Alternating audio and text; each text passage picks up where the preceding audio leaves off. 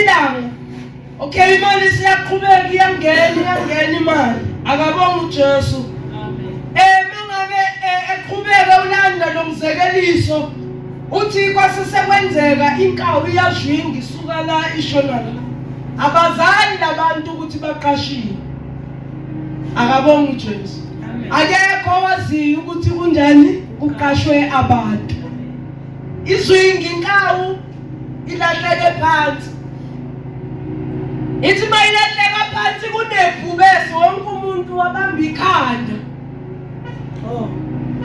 imoshela inkawu ibhubesi lisondele kusho ukuthi inkawu nje ibona kahle ukuthi namhlanje iyaphela ibhubesi lizama ukumhlenga kodwa inkawu kusho ukuthi iyabaleka futhi simoshiwe. Glory to Jesus. Amen. Uma ngabe eqhubeka ulo kunjani ubagumbu lomzekelo uthi bese beya esithe inkawu nebhubesi bese inkawu yakhala ibone kahle ukuthi namhlanje liphelile lingishonele bese lithi ibhubesi lalela sikashiwe sonke sikashiwe nama ngilone la ngempela ngiyaphi la ngiyakhona ukhona la ngiyakhona ya khipha imask okay khipha le costume uyifakile ngeke kulekelele Jesus ayibonga inkosi kunokuba kuyenzeka ukuthi nginesonto lami isonto alimsiza umuntu hayi angibini isonto alimsizi umuntu kodwa umuntu sizobani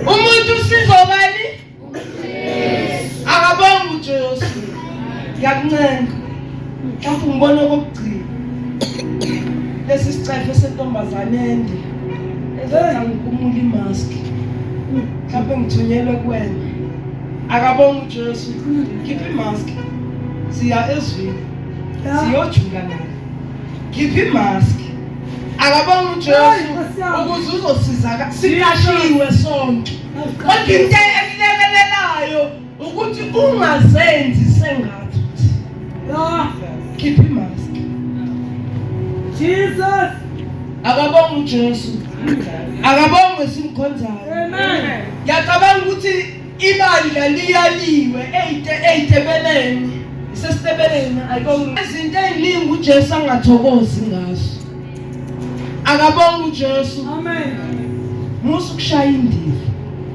ukuze uzokwazi ukuthola itayitela hlubula imask loyifakile Jesu ukuze uzokwazi ukuthola itayitela ukwazi ukwakha ngematerial eright eqhamuka kuJesu hayi imaterial oyitshela umuntu Jesus angiphinde ukuze uzokwazi ukwakha ekusithekeni kophezulu konke mphakathi waseMndoza akabonga inkosi amen hey Ndozo Manzana mphakathi waseManzana nomphakathi waseMndoza kufika omunye namhlanje uzomemezela ukuthi khumula imaski ukuze ukwazi ukwakhe ekusithekeni kophezulu ikhipha imaski yasesontweni lakho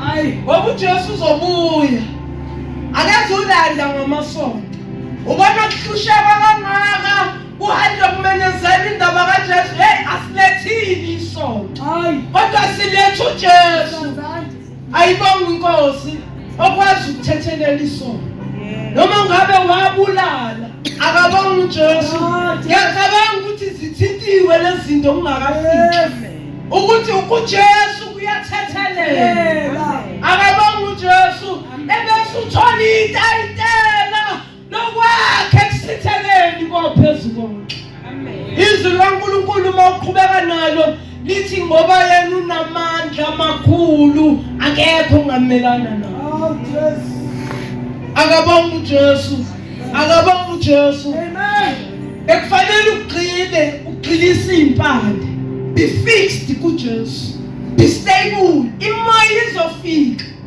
Kunezwi lapha uJesu elinganisa wenza umzekelo akabonga uJesu ukuthi kwakunamadoda amabili, omunye wayakhe ehlabathini, omunye akhedwa leni. Labantu bafikelwa izinto ezifanayo, kufika imvula ishaye akabonga uJesu, kufika isikhotho sishaye akabonga uJesu, kodwa indlu yalowo wakhe ehlabathini yadilika. Nkosi Jesu. Ubeka nemaski. Sizodilika indlu. Zofika izimo. Kufika imoya, kufika izimo, ushayeke ngisho nangabantwana bakho. Ushayeke ungawutholi umsebenzi kanti ugeje ukukhipha imaski bese wakhe kusithe phezulu. Kunama benefits. Mawuwehla nono lithi ngokuba uthe uNkulunkulu uyisiphephelo sakho nenqaba yakho akabonga uJesu. NoNkulunkulu wakho njani omethembayo akabonga uJesu. uNkulunkulu wakho njani omethembayo akabonga uJesu. Lithi izwi kaNkulunkulu ubhadama ebumnyameni ayibonga inkosi nemcibisholo endisayo nesifo bayobuwa bayinkulungwane ngabo bawa bazinkulungwane ezilishumi kodwa niyobuwa. Kodwa uma ugeje ukukhumula imask uthola ititle lokwakhe kusithekeni kophezulu angeke wathole lama benefits. Asiye ku Deuteronomy 8 verse 1 ngifundele isikhonzo. Akabonga uJesu, akabonga uJesu. Uyancengwa umuntu, uyancengwa umuntu wasemndoza, uyancengwa umuntu akabonga uJesu. Uncengelwa ukuthi uthole ukuphila okuphakade. uJesu mangabe memezela uthi ngize ukuba nibe nakho kuchichi, ayibonga inkosi. uJesu uze ukuba sibe nokuphila, sibe nakho kube njani kuchichile, akabonga uJesu. Kodwa uma sizogeja singakhumuli imaski yokuzenzisa ngeke sithole ititle lonjani lokwakha, akabonga uJesu. Ngifundisa sizofunda incwadi kaDeuteronomy chapter 8 siqala ukufunda verse 1. Isihloko: izenzo ezinhle zikaNkulunkulu kuIsrayeli ehlane, isixwayiso ngokuziqhenya nangokungamesabi uNkulunkulu. Verse 1. Yonke imiyalo engikuyala ngayo namuhla niyakuyigcina niyenze ukuba niphile, nande ningene ukulidla izwe uJehova alifungela oyihlo. ayibonga inkosi, akabonga uJesu. Amen. Ngiyacabanga ukuthi siningi iyalo ezehlile nommathe la. Kwathiwa intombazane iyakwazi ukuhlala ihlale ngentombi. Ayibonga inkosi. Noma bangahleka bathi awunangane, akabonga uJesu. Kunento eyayingiphatha kabuhlungu mammathe, mangabe bengihleke esikoleni ngiphatheke kabi, kodwa ngelinye ilanga uJesu wangihlangabeza. Ngicela ukukunika lo mphako, ungakhathazeki uma bekuhleka, akabonga uJesu. Ungakhathazeki uma bekugcola ukuthi awujoli, akabonga uJesu. Banike lokhu mina ukuze ngifinyelele. Uma ngabe umuntu ethi kuwe awunangane, uyozulale ungenangane, iba proud. Akabonga uJesu. uJesu indlela angihlangabeza ngayo komunye wayehlezi njalo engikhukuluza ngikhale, akabonga uJesu.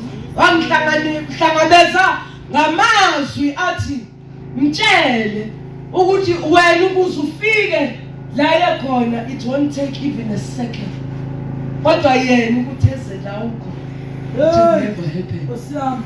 Akabonga uJesu. Amen. Yonke imiyalo engikuyale ngayo namuhla niyakuyigcina, akabonga uJesu. Ungayigcini kuphela kodwa uyenze. hayi angiphinde. Amen. Oyalwe ngakho kuyikona uma kuqhamuka ezwini likaNkulunkulu. Ngiyacabanga ukuthi umama selokhu uJesu emthume kule ndawo unika izwi nguJesu. Jesus.